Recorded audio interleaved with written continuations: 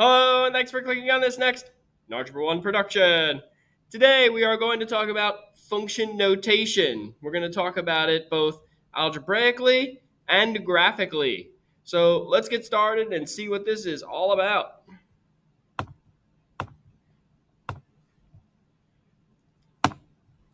Okay, so function notation is just, in essence, a fancy way to write y. That's really what it is. Okay? In place of y, we use this symbol called f of x. That's how we read that. All right. It's read f of x, okay, to replace the y. So, for example, if you have an equation that's called y equals 3x minus 8, instead, you can write it as f of x equals 3x minus 8. So all we did literally from the left to the right is we swapped out y and we put f of x in its place. All right.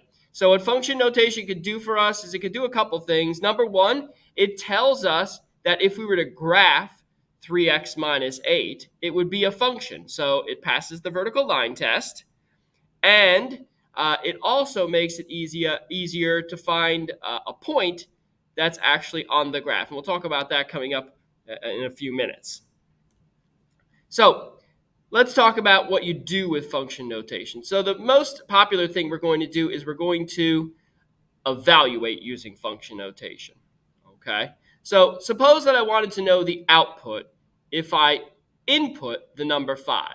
So for example, if I wanted to evaluate if x equals 5. So here's my function f of x equals 3x minus 8 from the previous slide. Okay. I want to find f of 5.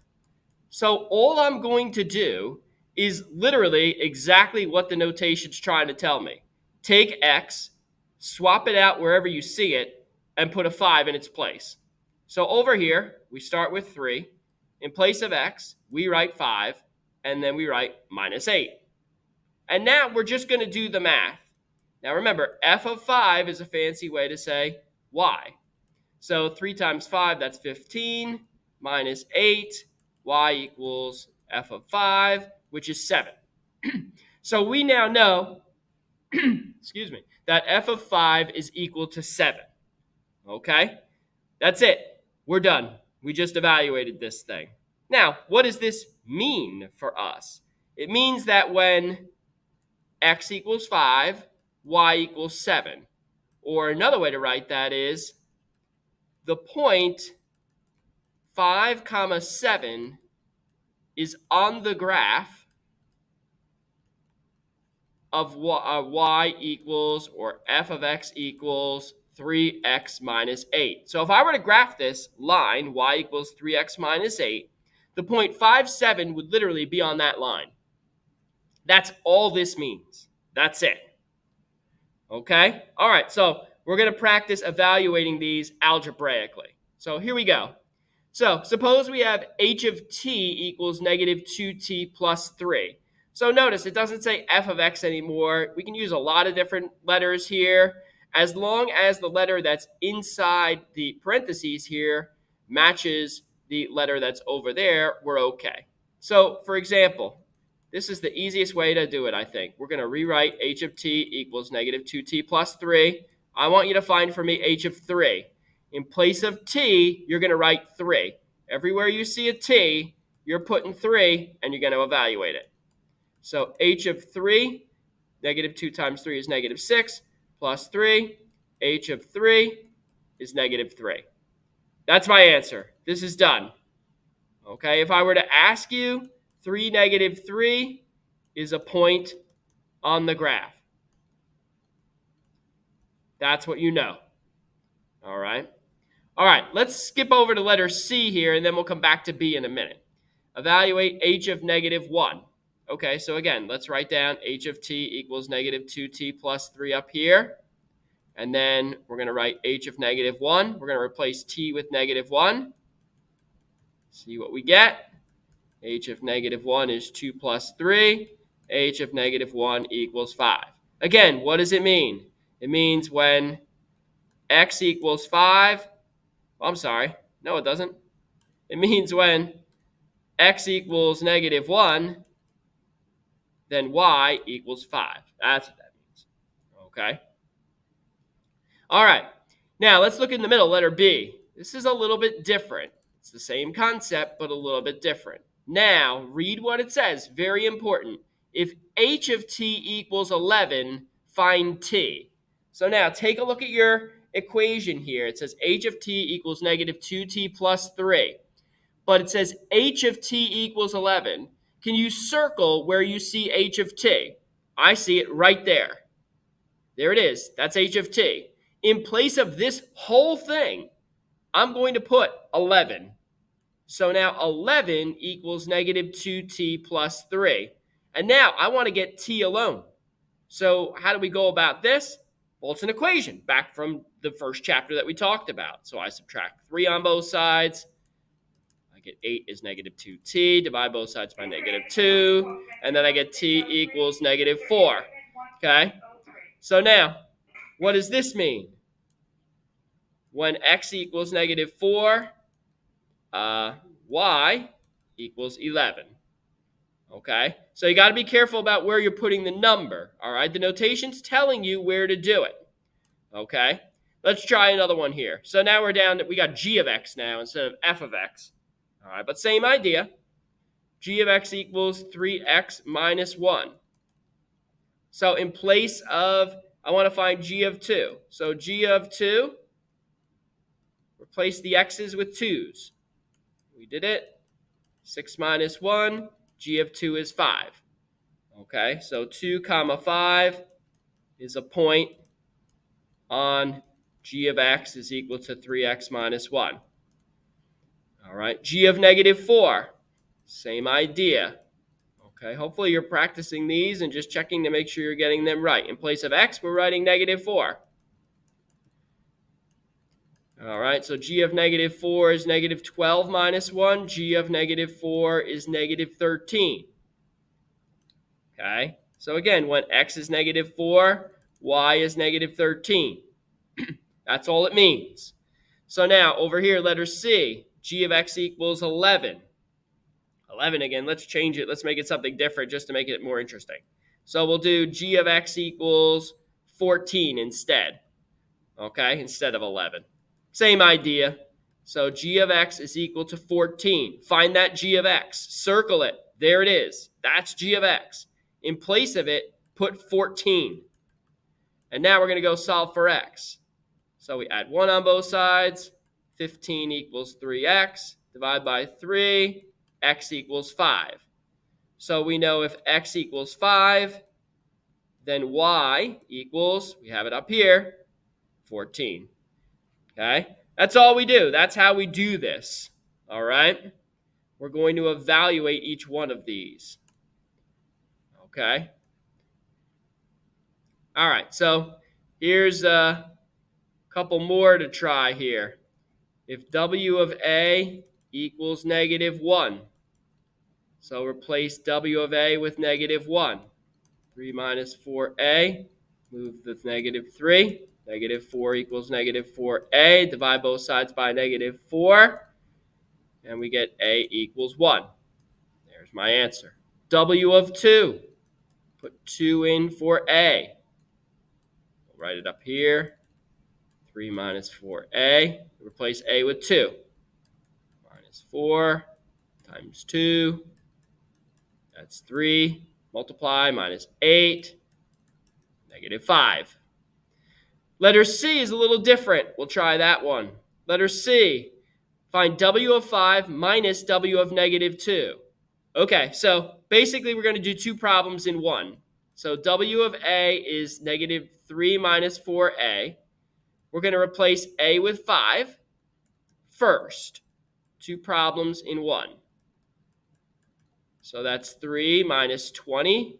W of 5 equals negative 17. Now, so I also want to find w of negative 2. So I'm going to do that separately. I'm going to do it down here, okay? Cross this one out. W of negative 2. So w of a is 3 minus 4a. W of negative 2. 3 minus 4 times negative 2. W of negative 2 is 3 plus 8. So W of negative 2 is 11. Okay, so now I got both my answers separate, and now I want to do W of 5 minus W of negative 2. Okay, so do exactly what they say. W of 5, negative 17, minus W of negative 2, 11. My answer is negative 28. Okay, so this is just two problems in one, and then you subtract the two answers that you get. That's all it is. All right, I'm going to skip through this one here, and let's look at number 5. Number 5, the first thing asks you what type of function is f of x. So now you have this chart. X is on the left. F of x, remember that's just a fancy way to say y, is on the right. So let's look at the chart and see what's happening in the y values. We are 2 to 4 to 8 to 16 to 32. It looks like we're multiplying by 2 each time. Okay, what type of function multiplies by 2 each time to get from one number to the next? Multiply x. Exponential functions do that. That's my answer. This is exponential. We did this back last week or so. All right, let's start evaluating. Evaluate f of 1. F of 1. So now the x equals 1. So now come over to my chart. Find where x is 1. There it is. What's the y value? 16. That's the answer. F of negative 2. So now my x is negative 2. If x is negative 2, what's y? 2. That's the answer.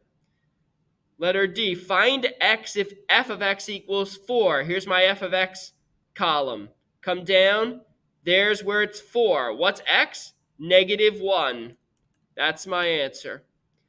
Find x if f of x is 32. Come down this f of x column here to where f of x is 32. There it is. Look across. X is 2. That's my answer. That's how you read a chart and work with function notation. Okay, hopefully that's pretty easy. All right, next, let's talk about doing it on a graph. Okay, this graph is called the graph of h of x. In letter A, I want you to evaluate for me h of negative 2. So the x has been replaced by negative 2. Okay, I want to know the y value. So let's come over on our graph to where x is negative 2, and then we'll go down to the graph and see what y value we're at. Negative 1, 2, 3, 4, 5, 6, 7, negative 8. There it is. So h of negative 2 is negative 8. H of 3, x equals 3. What's y? Let's go over to the graph. X goes left and right. So we're going 1, 2, 3 to the right, and now we're going up to the graph. 1, 2, 3, 4, 5, 6, 7. That's my y value, 7.